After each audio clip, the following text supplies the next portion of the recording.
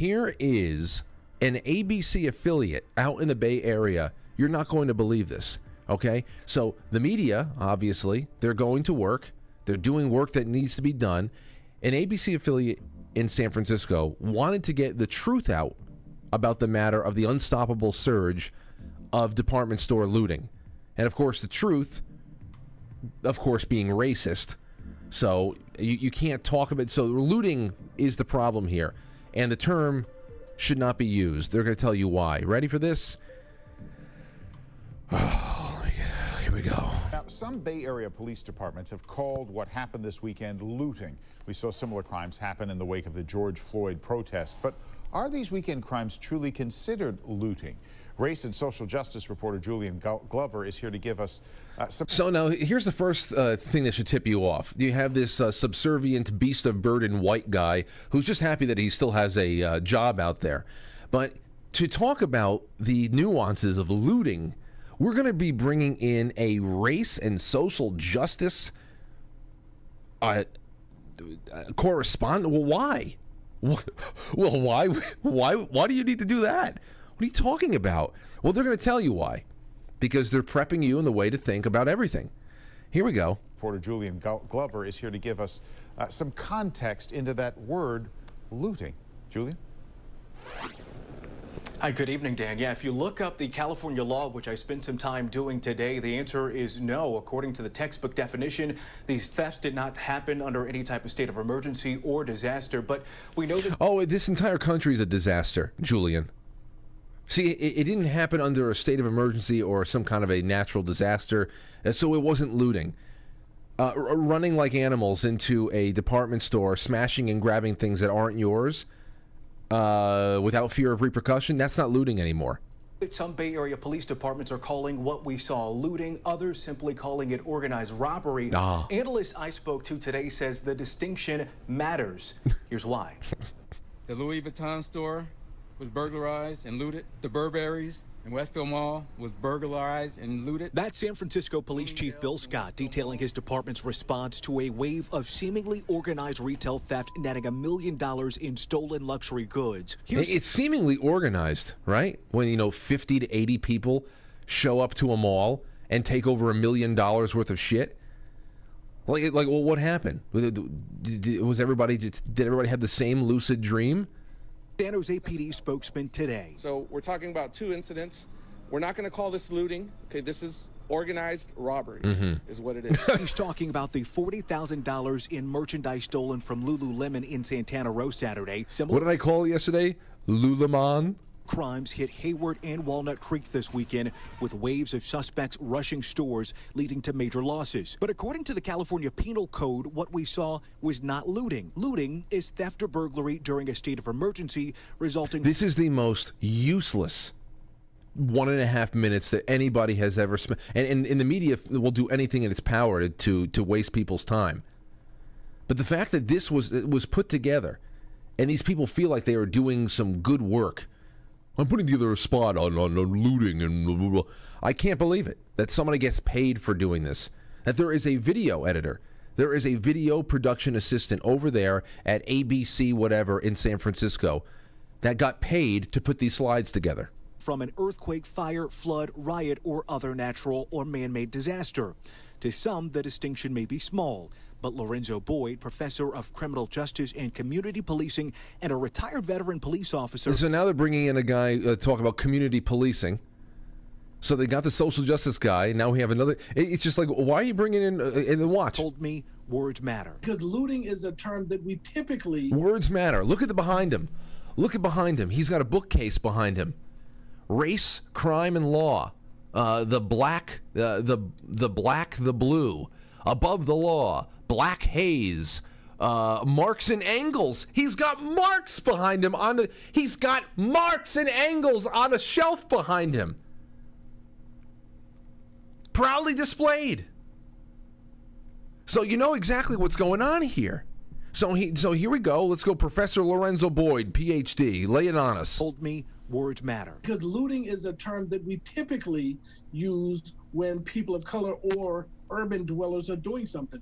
We tend not to use that term for other people when they do the exact same thing. What are you talking about? Like I said last night, if the Mormon Tabernacle Choir showed up to this place and do exactly whatever the hell these masked individuals did, it would still be looting. Why the hell are you showing up and talking about this and putting a racial? I mean, nobody's even. I mean, I think we all have an understanding of who's doing it in these cases, but it's just amazing how they do too. That's why they threw all their social justice people up there to get out ahead of it. It's so embarrassing.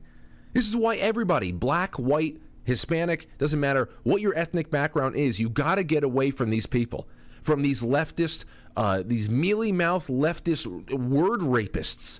You've got to get away from them. To be clear, we don't know the identities or races of the majority of the thieves. Of course you do. Because that's why you put this fucking thing together. You see, ladies and gentlemen, what this comes down to is looting is racist because it sounds like a chaotic mob of human beings acting as if they were raised by wolves, smashing and grabbing things that aren't theirs. It just seems like very low brow, low frequency. Organized robbery, on the other hand, wow. Well, of course, that sounds like a semi-intelligent operation. I mean, we must give the criminals the respect they so deserve. They organize this. That takes smarts. Oh my God. Oh my God. I just can't believe it. I can't believe it. But then again, I can. Here's CBS calling the vehicular mass murder at the Wisconsin Christmas parade a crash. Okay? A crash. Bank worker. We were also hearing from the uncle of one of the 18 children hurt in the crash on Sunday. David Begnaud reports on how one 11-year-old girl is doing. They were calling it the Christmas parade crash all day, and other terms that kind of veer away from the fact that it was a pointed mass murder. It was a crash, you know, like it was an emergency landing or something like that. Now, if Tucker Carlson were driving the car, this would be called the worst attack since 9/11, like everything else is. So shill's gonna shill. Shill's gonna shill, and they less and less people even listen to them. But the thing is here, as I was talking about this with Adel and with Brendan Dilley today, on the networks, they pretty much go out there and they set the tone. They put out all of, whereas they, in their 9 o'clock morning meetings, they get all of the buzzwords, all of the market-tested vernacular, everything that has been set up for them. They then go out and they take all those words, they put together nearly identical segments across all of their networks, all of their affiliates across the country and the world. And then from there, because so few people are actually watching these fucking dumpster fire broadcasts, from there, then you have the influencer types, like the barely functional people like LeBron James and Michael Rappaport, who go out there and they have small, little, intimate Twitter followings or big ones, and that's how it happens. It's not that people are watching these shows anymore, because as we know from the ratings wars that go on between CNN and Fox and everything, you're talking about a show here and there with 2 million viewers, 3 million viewers, 1.5 million, hundreds of thousands of people in a country of nearly 330 million. So it's a dissemination game. And that's what's going on. The shit always rolls downhill. And then to just round this one off, Rachel Maddow brought the Queen of the Damned back on her show, Hillary Clinton. She brought the Queen of the Damned back on to talk about, once again, the rising threats that the country faces. But we're not going to get into that garbage here. I just want to show you Hillary Clinton coughing on television again. That makes me feel a little bit better about things. Here it is. More direct threat. Hillary Clinton is, oh, excuse me. Sorry, I didn't mean to jump in there in a way that surprised you. Okay, that was a totally normal response there, Rachel. She starts coughing her brains out again, and then Rachel says, "Excuse me? You didn't cough, right? You didn't do anything. Do you know you didn't do anything? You're just sitting there with a sick woman who's got this same Kuru cough from all the cannibalism. She's got the same cough she's had for years. She can't get over it. Just a tickle in her throat that doesn't go away ever. And she says, sorry? I'm sorry to jump in on you and frighten you? She wasn't frightened. She's coughing. What the fuck am I looking at here? And she still looks like rotting guava on the jungle floor, as Michael Savage so eloquently said years ago.